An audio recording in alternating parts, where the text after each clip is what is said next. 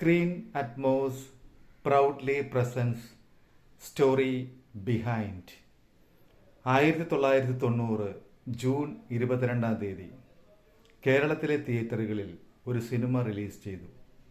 വെറും 24 വയസ്സ് മാത്രം പ്രായമുള്ള കൊലുന്നനെയുള്ള ഒരു പയ്യൻ സംവിധാനം ചെയ്ത് നമ്മുടെ സ്വന്തം മെഗാസ്റ്റാർ അലക്സാണ്ടറായി അവതരിച്ച സാമ്രാജ്യം എന്ന സിനിമ.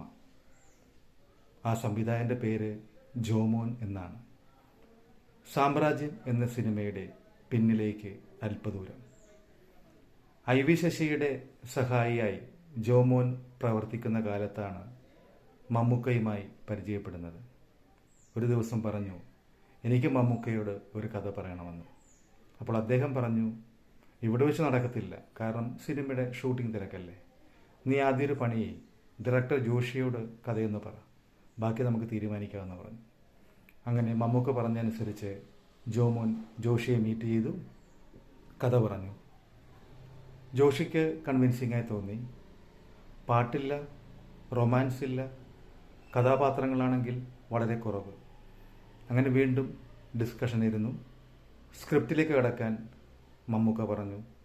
അങ്ങനെ സ്ക്രിപ്റ്റ് ചെയ്യാൻ വേണ്ടി ഡെന്നിസ് ജോസഫിൻ്റെ അടുത്തേക്ക് ജോമോൻ പോയി. അവിടെ ജോമോൻ ചെല്ലുമ്പോൾ TS സുരേഷ് ബാബുവാണ് ഡയറക്ടർ. അവർ മമ്മൂക്കയെ നായകനാക്കിയൊരു സിനിമയുടെ പ്ലാനിങ്ങിലായിരുന്നു. ഇതിനിടയിൽ ഡെന്നിസ് ജോസഫിനോട് പ്ലോട്ട് ജോമോൻ പറഞ്ഞു. ഡെന്നിസ് ജോസഫിന് ഇഷ്ടപ്പെട്ടെങ്കിലും തിരക്കെഴുതാനുള്ള സമയക്കുറവ് കാരണം ആ ജോലി ഷിബു ചക്രവർത്തിയിൽ നിക്ഷിപ്തമായി. അങ്ങനെ ഷിബു ചക്രവർത്തി നല്ല വെടിപ്പായി വൃത്തിയായി ഒരു തിരക്കഥ തയ്യാറാക്കി. അങ്ങനെ സാമ്രാജ്യത്തിൻ്റെ ഷൂട്ട് തുടങ്ങി. സിനിമ പൂർത്തിയായി. ഈ സിനിമയിൽ പാട്ടുകളില്ല. ഇതിൻ്റെ ബാക്ക്ഗ്രൗണ്ട് സ്കോർ ചെയ്യാൻ അന്നത്തെ ലീഡിംഗ് ആയിട്ടുള്ള ഒരു കമ്പോസറെയാണ് അവർ നിശ്ചയിച്ചിരുന്നത്. പക്ഷെ അദ്ദേഹം സിനിമയുടെ ഭാഗങ്ങൾ കണ്ടപ്പോൾ താൻ ചെയ്താൽ നന്നാവുമോ എന്നൊരു ആശങ്ക അറിയിക്കുകയും അദ്ദേഹം സ്നേഹപൂർവ്വം സിനിമയിൽ നിന്ന് പിന്മാറുകയും ചെയ്തു. അങ്ങനെ ഇളയരാജ, സാക്ഷാൽ ഇളയരാജയിലേക്ക് ജോമോനും പ്രൊഡ്യൂസറും എത്തുകയാണ്. അങ്ങനെ അദ്ദേഹത്തെ കണ്ടു. എത്ര പാട്ട് വേണമെന്ന് ഇളയരാജ ചോദിച്ചു. അപ്പോൾ ജോമോൻ പറഞ്ഞു, പാട്ടുകളില്ല സാർ. പിന്നെ എതൊക്കെ ഇളയരാജ എന്ന് അദ്ദേഹം ചോദിച്ചു. ഇതിൽ ബാക്ക്ഗ്രൗണ്ട് സ്കോറാണ് പ്രാധാന്യം, അതിനാണ് ഞങ്ങൾക്ക് ഇളയരാജയെ വേണ്ടതെന്ന് പറഞ്ഞു. ഓക്കെ, സിനിമ കാണട്ടെ. അങ്ങനെ സ്റ്റുഡിയോയിൽ ഇളയരാജയെ സാമ്രാജ്യം സിനിമ കാണിച്ചു. ജോമോൻ തൊട്ടുപുറകിൽ ഇങ്ങനെ നിൽക്കുവാണ്. അപ്പോൾ ജോമോൻ്റെ മനസ്സിൽ ചിന്തകൾ ഇങ്ങനെയാണ്, ഒരു 4 മാസമെങ്കിലും വേണ്ടി വരുമായിരിക്കും സ്കോർ ചെയ്ത് കിട്ടാൻ.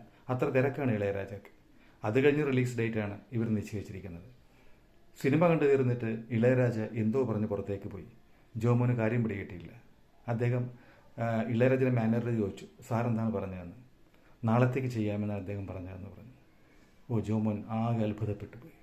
അങ്ങനെ പിറ്റേന്ന് ഈ സിനിമയുടെ ബാക്ക്ഗ്രൗണ്ട് സ്കോറിങ്ങിൻ്റെ പണി തുടങ്ങി. വലിയൊരു സിനിമ മാറ്റിവെച്ചാണ് രാജ ഇതിനായി സമയം കണ്ടെത്തിയത്. 3 ദിവസം കൊണ്ട് അത് പൂർത്തീകരിച്ചു. ഇതിൻ്റെ പശ്ചാത്തല സംഗീതം കൊടുക്കുന്ന വേളയിൽ ജോമോനോട് രാജ പറഞ്ഞു, എടാ ജോമോനെ, എൻ്റെ സംഗീതവും നിൻ്റെ ഷോട്ടുകളും തമ്മിൽ യുദ്ധമാണ് നടക്കുന്നതെന്ന് പറഞ്ഞു. ഇതിൽ പരം ആനന്ദം, അഭിമാനം ജോമോന് മറ്റെന്ത് വേണം. അതെ, ഈ സിനിമയിൽ സ്ലോ മോഷൻ എന്ന ടെക്നിക്ക് അത്ര വിദഗ്ധമായി മനോഹരമായാണ് ഉപയോഗിച്ചിരിക്കുന്നത്. സാമ്രാജ്യം എന്ന സിനിമയ്ക്ക് മുൻപോ ശേഷമോ സ്ലോ മോഷൻ എന്ന ടെക്നിക്ക് ഇത്ര വിദഗ്ധമായി ഇംപ്ലിമെൻ്റ് ചെയ്ത ഒരു സിനിമ മലയാളത്തിലില്ല എന്ന് വേണമെങ്കിൽ പറയാം. അങ്ങനെ സിനിമ റിലീസായി. മലയാളത്തിൽ ഒരു വലിയ വിജയമായി സിനിമ മാറി. ഇതിൻ്റെ ഡബ്ഡ് വേർഷൻ തമിഴിലും തെലുങ്കിലും ഇറക്കി. തെലുങ്കിൽ ആ സമയത്ത് ചിരഞ്ജീവിയുടെ ഒരു പടം റിലീസിലുണ്ടായിരുന്നു. അതുകൊണ്ട് തന്നെ ഒരുപാട് തിയേറ്ററൊന്നും കിട്ടിയില്ല. ചിരഞ്ജീവിയുടെ സിനിമയോടുന്ന വലിയ തിയേറ്ററിൻ്റെ അടുത്ത് മിനി തിയേറ്ററുകളാണ് സാമ്രാജ്യത്തിന് കിട്ടിയത്. ഓരോ ദിവസം കഴിയും തോറും സാമ്രാജ്യം എന്ന സിനിമയ്ക്ക് ആൾ കൂടിക്കൂടി വന്നു. പ്രിന്റുകൾ ഒരുപാട് കൂടി.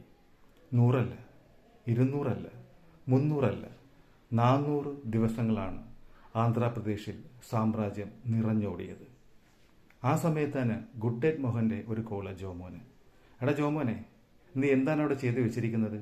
ഇവിടെ ബിഗ് ബി, സാക്ഷാൽ ബച്ചൻ എന്നെ ഇരുത്തുന്നില്ല, നിന്നെ ഒന്ന് മീറ്റ് ചെയ്യണമെന്ന് പറഞ്ഞു. ഞാൻ ടിക്കറ്റ് അയക്കാം, നീ ഇങ്ങോട്ട് കയറി വാന്ന് പറഞ്ഞു. അങ്ങനെ ജോമോൻ ബോംബെയിലേക്ക് പോയി. ബിഗ് ബിയെ കണ്ടു. ബിഗ് ബിക്ക് സാമ്രാജ്യം അഭിഷേക് ബച്ചനെ നായകനാക്കി ചെയ്യണമെന്നുണ്ടായിരുന്നു.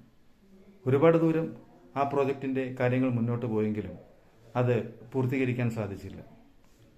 മറ്റ് ടെക്നിക്കൽ പ്രോബ്ലംസ് എന്തൊക്കെയോ ഉണ്ടായി. അങ്ങനെ ജോമോൻ തിരിച്ചു പോന്നു. മലയാളത്തിൽ തന്നെ മറ്റ് പ്രൊജക്റ്റിൻ്റെ കാര്യത്തിനായി തിരക്കിലായി. ഇതിനിടയിലാണ് ചിരഞ്ജീവിയുടെ ഗോൾ. സാക്ഷാൽ അദ്ദേഹത്തിൻ്റെ സിനിമയെ മലർത്തിയടിച്ചാണല്ലോ തെലുങ്കിൽ സാമ്രാജ്യം വിജയക്കൊടി പറിച്ചത്. അങ്ങനെ ചിരഞ്ജീവിയെ ജോമോൻ കണ്ടു. അദ്ദേഹത്തിൻ്റെ അനുഗ്രഹങ്ങൾ ഏറ്റുവാങ്ങി. ഇതാണ് സാമ്രാജ്യത്തിൻ്റെ കഥ, ജോമോൻ്റെ കഥ, അലക്സാണ്ടറുടെ കഥ, സാക്ഷാൽ മമ്മൂക്കയുടെ ഉജ്ജ്വലമായ സിനിമാ ജീവിതത്തിലെ ഒരു കഥ. Thank you.